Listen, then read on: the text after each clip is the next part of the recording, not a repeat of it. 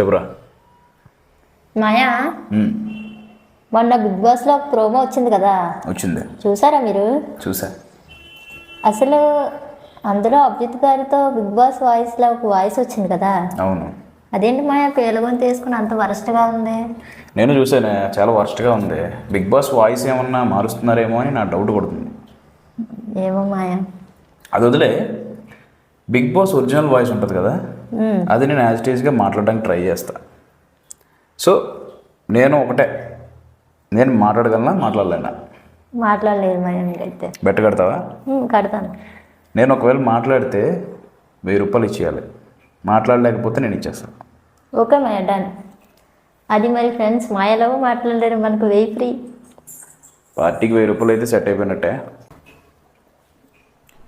సమయం మధ్యాహ్నం 2:54 అయింది. బిగ్ బాస్ షోలోకి మీకు స్వాగతం. సీజన్ 9లో టోటల్గా 20 మంది కంటెస్టెంట్స్ని సెలెక్ట్ చేయడం జరిగింది. అందులో 9 మంది కామన్ మ్యాన్ గాను, 11 మంది సెలబ్రిటీస్ గాను సెలెక్ట్ చేశాను. బిగ్ బాస్ అంటే పేరు కాదు, ఇట్స్ ఎ బ్రాండ్.